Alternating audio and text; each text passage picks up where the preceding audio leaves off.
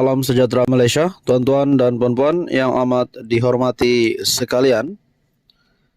Hari ini 9 September, pilihan raya kecil, Parlimen Pulai dan juga di Dun Simpang Jeram. Keputusan terkini pilihan raya kecil. Satu artikel dari BH Online mengesahkan keputusan terkini. Pilihan raya kecil PH mampu kekalkan Parlimen Pulai, Perikatan Nasional berpeluang di Simpang Jeram. Pakatan Harapan dijangka tidak berhadapan laluan sukar untuk mengekalkan kerusi Parlimen Pulai pada pilihan raya kecil. Sebaliknya, Perikatan Nasional berhadapan laluan berliku bagi merampas kerusi Parlimen Pulai, berikutan faktor ia kerusi di kawasan bandar dengan tren pengundi bandar yang konsisten kekal menyokong Pakatan Harapan. Majoriti besar 33,000 diperoleh Allahyarham Datuk Seri Salahuddin Ayub yang juga penyandang Parlimen Pulai daripada PH pada PRU ke-15 secara relatifnya sangat sukar digugat Perikatan Nasional. Apatah lagi faktor komposisi pengundi agak seimbang dipulai dengan pengundi Melayu 44%, pengundi Cina 40%, pengundi India mewakili 12,3%, manakala lain-lain adalah 3,05%. Bagaimanapun, PN dijangka mampu merampas kerusi Dewan Undangan Negeri Dun Simpang Jeram. Ia berikutan faktor pengaruh Perikatan Nasional yang agak kuat di utara Johor, terutama kerusi luar bandar yang mana gabungan itu menguasai Parlimen Pagoh dan Dun Bukit Kepong yang berjiran dengan Simpang Jeram. PAS juga pernah memenangi kerusi Dun Simpang Jeram selama 2 penggal yang sebelum ini dikenali sebagai Dun Sungai Abong.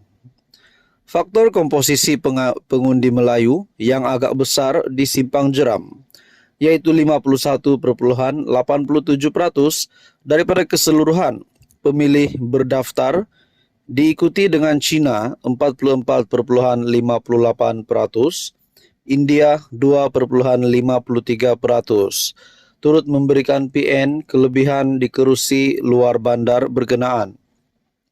Dua penganalisis politik negara, Mujibu Muiz dan Profesor Madya Dr. Mazlan Ali, turut bersependapat bahawa PH mempunyai kelebihan mengekalkan kerusi Parlimen Pulai, manakala PN pula berpeluang merampas kerusi Dun Simpang Jeram.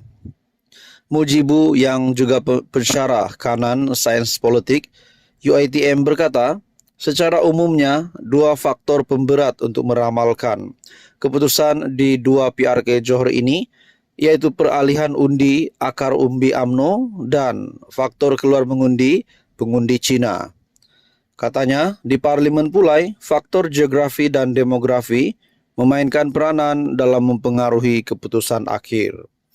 Dijangka PH mampu kekalkan kerusi Parlimen Pulai, berikutan faktor peratusan keluar mengundi pengundi Melayu yang rendah jika mengikut tren pilihan raya, selain penyokong serta akar umbi UMNO yang memboikot serta enggan keluar mengundi. Sementara itu, Mazlan yang juga pensyarah Pusat Perdana Fakulti Teknologi dan Informatif Razak UTM pula berkata, PN berupaya mampu merampas Dun Simpang Jeram. Hai, hello, salam sejahtera Malaysia, tuan-tuan dan puan-puan yang amat dihormati sekalian. Pilihan raya di Simpang Jeram. Akhirnya, saudara-saudara, tuan-tuan dan puan-puan, pengundi-pengundi akan mengundi pada pilihan raya di Simpang Jeram nanti. Ada yang kata kerajaan PHBN akan menang. Ada yang kata PAS pula tiada harapan. Nah, saudara-saudara, dalam satu artikel dari Sinar Harian, ini pasti satu keputusan ataupun tajuk berita yang mengejutkan kepimpinan PAS dan juga Perikatan Nasional. Satu artikel dari sinarharian.com, PAS sudah tidak relevan di Simpang Jeram, kata seorang bekas adun. Wow, bagi saya ini satu lagi kejutan baru untuk Muhyiddin Yassin sebagai pengurusi Perikatan Nasional dan juga Presiden PAS sendiri Tan Sri Abdul Hadi Awang sebagai timbalan pengurusi Perikatan Nasional. Bekas ahli Dewan Undangan Negeri Adun Sungai Abong, Dr. Sheikh Ibrahim Sheikh Saleh, menyifatkan angan-angan PAS yang mahu kembali merampas kerusi berkenaan yang kini dikenali sebagai Simpang Jeram sebagai sia-sia, karena parti itu sudah tidak relevan di kawasan itu. Bekas adun PAS yang berkhidmat 2 penggal di kerusi berkenaan berkata, ini karena perjuangan PAS for All yang mesra kepada masyarakat bukan Islam kini sudah tiada apabila Tan Sri Nik Abdul Aziz Nikmat meninggal dunia. Dulu PAS sesuai dengan jiwa saya. Masa itu perjuangan kita mesra kepada masyarakat bukan Islam. Bila ada PAS for All, itu slogan yang dapat sambutan daripada masyarakat Cina, India. Luar biasa, kita tak jangka. Sangat sesuai dengan perjuangan saya. Tapi apabila Allahyarham Nik Abdul Aziz meninggal, slogan itu mati. Jadi PAS yang tinggal ini sedikit ekstrim dan hari ini nampak lebih ekstrim lagi dengan macam-macam isu Melayu, agama, raja-raja ataupun 3R dimainkan dan ini sudah tentu tidak sesuai di Simpang Jeram, katanya kepada bernama. Nah, tuan-tuan dan puan, menurut Anda, apa yang dinyatakan oleh bekas adun yaitu Dr. Sheikh ini, adakah kenyataan ini benar dan adakah Anda setuju dengan kenyataan ini? Secara pribadi saya setuju dengan kenyataan dari bekas adun ini. Dalam artikel ini lagi, beliau yang menjadi ahli PAS selama 36 tahun dan menjadi individu yang menubuhkan PAS di Bakri pada 1985 berkata, perkara itu jugalah yang membuatkan beliau tawar hati dengan PAS dan kini menyertai amanah sejak 2019. Dr. Sheikh Ibrahim berkata, perjuangan amanah yang turut bermula di Simpang Jeram pada 2015 adalah lebih sesuai dengan situasi masyarakat semasa, lebih terbuka dan lebih bersederhana, sesuai dengan konsep rahmatan lil alamin. Bila tak dapat sokongan Cina, maka isu 3R ini PAS akan main. Dan saya percaya selepas ini mereka akan jadi lebih ekstrim memandangkan BN dan Pakatan Harapan berada dalam satu gabungan yang lebih moderate, sederhana, DAP yang lebih sederhana, semua akan lebih bersederhana.